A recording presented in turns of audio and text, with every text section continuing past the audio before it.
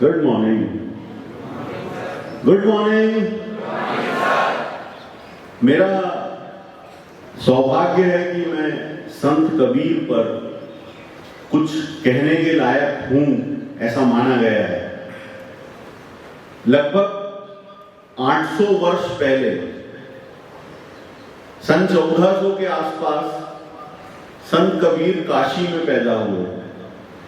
पैदा होने के साथ ये पता नहीं है आज तक किसी को कि वो बाय बर्थ हिंदू थे या बाय बर्थ मुसलमान थे। एक जुलाहा दंपत्ति को वो कहीं नदी किनारे मिले और उस जुलाहा परिवार ने, जुलाहा मतलब जो कपड़ा बुनते हैं, उस जमाने में हाथ से हैंडलूम टाइप का कुछ एक छोटा सा यंत्र होता था जिससे कपड़ा बनाया जाता था। बहुत मेहनत का काम था। तो वो कपड़ा बुनने वाले लोगों ने उनकी परवरिश की।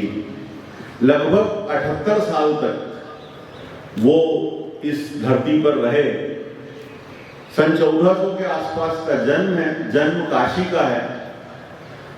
दुनिया के सारे लोग, हिंदुस्तान के सारे लोग आज भी सोचते हैं कि हम जिंदगी कहीं भी बिता लें, मरने के समय हम काशी जाना चाहते हैं। मोक्ष की प्राप्ति के लिए हम चाहेंगे कि हम काशी चले जाएं।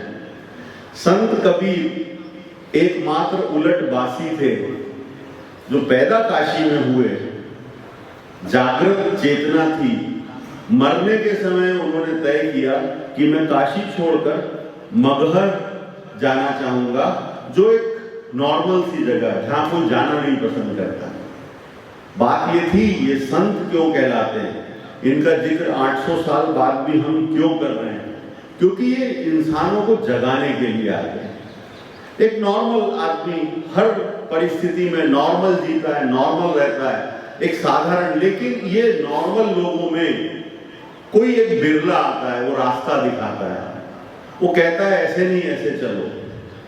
आज अगर मैं आपसे कोई एक बात कहूंगा, आपको आज सच लगेगी, 15 साल बाद इसी कैसेट को फिर बजाएंगे तो हो सकता है बच्चे हंसेंगे कि वो मासा पता नहीं क्या कहते थे प्रेयर में। कोई व्यक्ति ऐसा बोलकर जाए जो 800 साल पहले कहा गया है, और वो दोहे आज भी, मैं समझता हूं यहाँ जो 1200-1500 बच्चे खड़े हैं, उनमें हर एक को कम से कम 10 कबीर के दोहे याद होंगे, कंठस्थ होंगे, चाहे वो उनके सिलेबस में रहे हो, चाहे सिलेबस में ना रहे हो। आज सुबह से भी आप म्यूजिक सिस्टम पर कबीर के दोहे सुन रहे थे। क्या खास बात है कबीर में? कबीर के पहले कृष्ण आए, भगवान श्री राम आए, महावीर स्वामी, गौतम बुद्ध। ये जो एक सीरीज चली आ रही थी, बुद्धत्व को उपलब्ध लोग जिन्हें भगवान तुल्य हमने माना था, हम उन्हें अभी भी मानते हैं। इन लोगों की सीरीज का आप अध्ययन करेंगे तो पाएंगे कि ये सारे कहीं ना कहीं बाय बर्थ राजा के यहाँ पैदा हुए। और राजाओं के परिवार में पैदा होने के बाद कोई महावीर स्वामी, गौतम बुद्ध कैसे बना, तो मैंने ये छोड़ दिया, मैंने वो छोड़ दिया, मैंने राजपाट छोड़ दिया, मैंने दुनियादारी छोड़ दी, मैं जंगलों में निकल गया और मैं ज्ञान को उपलब्ध हुआ। ये प्रथा चली आ रही थी सदियों से। कबीर अकेले पैदा हुए, उन्होंने कहा कहीं जाने की जरूरत नहीं है। आप नॉर्मल जिंदगी जीते हुए, आप व्यापार व्यवसाय करते हुए, आप अपनी हर तरह की लालच, ईर्ष्या, मनमुटाव, भेदभाव, जो कुछ मन में आ रहा है उसके साथ रहते हुए भी आप सहज हो सकते हो, आप ध्यान को उपलब्ध हो सकते हो। उसका कहना है संत कबीर का कि हर मनुष्य श्रेष्ठ है। वो कहते हैं कि जब हमारा बेसिक आत्मा है, तो आत्मा कैसे खराब हो सकती है? मान लो मैं घमंडी हूं, मान लो ये ईर्ष्यालु है, मान लो वो द्वेष रखता है, मान लो उसके मन में कोई लालच की भावना है, तो ये तो क्षणिक है, ये बाहरी आवरण है। आपके भीतर क्या है? आपके भीतर एक सोल है, वो आत्मा है, वो परमात्मा से मिली हुई है, वो कभी भी गलत और खराब हो ही नहीं सकती। इसीलिए तो सारे अच्छे लोग कहते हैं कि आप बहुत बेहतरीन इंसान हैं, आप बहुत अच्छे इंसान हैं। कहीं ना कहीं आज के आप जितने भी फिल्मों के गाने लिखने वाले या पोएट या शायर या इनको देखोगे तो कईयों पर आपको कबीर का प्रभाव दिखाई देगा, क्योंकि उस आदमी ने कहा था कुछ भी छोड़ने की जरूरत ही नहीं है, उससे बेहतर है कि पकड़ने का प्रयास ही मत करो। छोड़ने की जरूरत तो तब पड़ेगी ना जब मैं कहूं कि ये राजमहल मेरा है, ये मकान मेरा है, ये सोना मेरा है, ये जेवर मेरे है। वो बोलते तटस्थ भाव से जियो। ठीक है, ये आज आपके पास है, पहले किसी और का था, आगे किसी और का रहेगा। आप इस जिंदगी के सफर में एक समय बिताने आए हैं, बिता लीजिए। जो सुविधाएं मिल रही मिल लीजिए, हर पल मौज कीजिए, हर पल को एंजॉय कीजिए। ये सिखाने का प्रयास करते हैं संत कबीर। मैं तुमको संत कबीर के कोई दोहे सुनाऊंगा ऐसा मुझे नहीं लगता। मुझे मालूम है कि आप सब सुन चुके हैं, समझ चुके हैं। हम कुछ और अच्छी बात अगर कर सकते। दुनिया में सारा चक्कर है बेटा प्यार का। इंसान इंसान को प्यार करे, सबसे श्रेष्ठ धर्म है। ये कबीर सबको सिखा रहे हैं। कबीर ने मुसलमानों को भी उचकाया, कबीर ने हिंदुओं को भी उचकाया।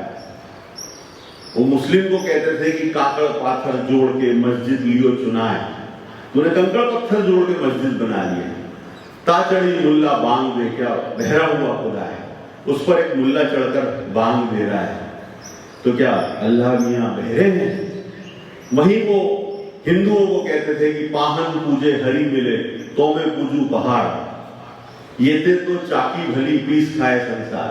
अगर पत्थर की पूजा करने से भगवान मिल रहा है तो मैं पहाड़ पूजने को तैयार हूं, एवरेस्ट को पूजने चला जाता हूं। इससे तो वो चक्की भली है जो पत्थर की बनी होती है, जिससे अनाज पीसकर लोग अपना पेट भरते हैं। ऐसी शानदार बातें 800 साल पहले लिखा कुछ भी नहीं कबीर ने। जो मन में आया गा दिया, जो मन में आया सुना दिया। जिन्होंने सुना, जिन्होंने समझा, उन्होंने लिखा। मेरा जितना अध्ययन है, कबीर सुबह से शाम तक घूमते थे, फिरते थे, व्यापार व्यवसाय, बहुत सहज आदमी है। जो कुछ मुंह से निकलता था, आस पड़ोस के लोग, मोहल्ले पड़ोस के लोग, वो लिख लिया करते थे, वो याद कर लिया करते थे। कबीर के ज्यादातर दोहे तो आप सोचो ना, 800 साल हो गए। 100 साल में 5 पीढ़ी बदल जाती है। हमसे 40 पीढ़ी पुराना आदमी था, और आप में से हर एक को कम से कम 10-20 गुरु गोविंदो खड़े काके लागू पाए, ये सब याद है हमको। बड़ा हुआ सो क्या हुआ, जैसे पेड़ खजूर, कैसे याद है भाई। पोथी पढ़ पढ़ जग हुआ, पंडित भयानक होए, 2.5 अक्षर प्रेम का पढ़े सो पंडित होए, सबको याद है। कैसे याद है? क्योंकि वो नैतिक मूल्य बोलकर गया था। वो ऐसी बातें बोलकर गया था कि दुनिया कितनी भी एडवांस हो जाए, हमेशा चलेगा। इसलिए बेटा, आपके पास कोई भी चीज हो, धन संपदा, नाम, परिवार का नाम, उस पर घमंड मत करो। मुझे बहुत गर्व होता है मैक्रोविजन एकेडमी पर कि ये अभी हिंदुस्तान के नामी स्कूलों में कहलाता है। लेकिन एक बेसिक डिफरेंस है इस नामी स्कूल का बाकी नामी स्कूलों के साथ। और जो बाकी नामी स्कूल है उनकी फीस हमसे भी ज्यादा हो सकती है, हमारे बराबर भी हो सकती है। लेकिन वो कहीं ना कहीं जाने अनजाने बच्चे में ईगो भर रहे हैं, घमंड भर रहे हैं। Oh, you are belonging to that family, हाँ, this is not your work. आपको ये नहीं करना है, आपको ऐसे नहीं बैठना है, आपको वैसा नहीं करना है, आप तो वीआईपी हैं, आपको तो लाइफ में ऐसे रहना है, these are the manners etiquettes, आप ऐसे कपड़े पहनेंगे, आप ऐसे चलेंगे। वो ईगो को बढ़ा रहे हैं। ज्ञान क्या दे रहे हैं मुझे नहीं मालूम। मैं कोशिश करता हूं कि भरपूर ध्यान और ज्ञान आपको दूं, लेकिन ईगो को कम कर।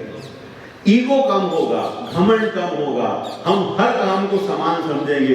कबीर जुलाहे थे तो क्या हुआ, आज भी हम उनको प्रेयर में नमन कर रहे हैं। आज पूरे विश्व के हजारों लाखों जगह लोग जमा होंगे, कबीर को याद कर रहे होंगे, सैल्यूट कर रहे होंगे। ऐसा कोई काम करो। एक जुलाहे को याद कर रहे हैं हम, कपड़ा उनके बेचता था, बाजार में ले जाकर।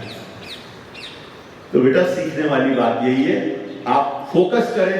आपको अपना पूरे विचार लगाकर अपनी एक श्रद्धा साल 2-2 साल के लिए डेवलप करना पड़ेगा। जब आप पैदा हुए थे, क्या अथाह विश्वास था आपका अपने माँ बाप पर। ना आपको पानी पीते आता था, ना आपको अपने कपड़े धोते आता था। आप बस पैदा हो गए, माँ पर विश्वास, कुछ तो सराई हो गया। उन्होंने आपकी केयर की, पाला पोसा, बड़ा किया, टीचर से मिले, वहां श्रद्धा अपनी लगाई। अभी घूम फिर के मैक्रोविजन आ गए। यहां 2 साल के लिए इस फॉर्मेट में खुद को भूल जाओ, ढाल दो अपने आप को। ये संत कबीर कहते हैं। बहुत विचार किए, 10-20 संस्थाएं देखी, अब मैक्रोविजन आ गए। 2 साल का समय है, भूल जाओ सब कुछ। जो कह रहे हैं सुन लो, इनके फॉर्मेट में अपना सिर घुसा दो, नमन कर लोगे, अंदर से झुक जाओगे। मैंने उनके सामने अव्वल तो खंजर रख दिया, ऐसे झुका जाता है जिससे प्यार करते हैं, जहां श्रद्धा होती है। मैंने उनके सामने अव्वल तो खंजर रख दिया, फिर कलेजा रख दिया, धड़ रख दिया, सर रख दिया और अर्ज किया कि मेरे बाप किसको सताओगे। मेरे जैसा चेला नहीं मिलेगा, मेरे जैसा प्रेमी नहीं मिलेगा, मेरा जैसा डूबने वाला नहीं मिलेगा। बेभरोसाई डुबा देती है। दुनिया के जितने जानवर हैं, जितने एनिमल हैं, उनको 12 साल तक कहीं सूखे में रखो, अचानक उस घर के कुत्ते को आप ले जाके नदी में डाल दो, तैरने लगता है। हाथी तैरने लगता है। किसी भी जानवर को तैरना नहीं सिखाना पड़ता सिवाय इंसान के बच्चे को, क्योंकि शंकालु होता है। फिजिक्स के हिसाब से देखोगे तो हमारा शरीर भी तो 75% पानी से बना है। ह्यूमन बॉडी की डेंसिटी पानी की डेंसिटी के लगभग बराबर होती है। तो हमको तो पानी के तल पर ऊपर रहना चाहिए। हम डूब क्यों जाते हैं? क्योंकि हमारी श्रद्धा कमजोर पड़ जाती है। हमको डर लगता है मैं मर जाऊंगा, मैं डूब जाऊंगा, उल्टे सीधे हाथ पैर चलाते मर जाते हैं। हम मरे, फिर बाहर आए लाश तैरने लगती है, वो भी तो हम ही थे। लाश के पास क्या है? वहां संदेह नहीं बचा है, समर्पण आ गया है। तेरा तुझको अर्पण, पानी को समर्पित है अब ये बॉडी, तैरने लग जाती है। तो बेटा किसी भी सिस्टम में विचार करके घुसो, फिर श्रद्धा पैदा करो, फिर डूब के काम करो। आप सोच भी नहीं सकते जो सफलताएं, मैं खुद मेरा बता रहा हूं, मेरी जिंदगी में एमएससी करने के बाद ये सपना था कि 5,000 रुपए महीना कमाऊंगा जीवन में, और मेरी जो जीवन साथी होगी वो 5,000 रुपए महीना कमाएगी। ये मैंने जब एमएससी में था, एमएससी मतलब आप तो अभी 12th में हो, उसके और 5 साल बाद, ये मेरा सपना था। अभी मुझे मालूम नहीं है कि मैं 5 साल बाद और कहां होऊंगा।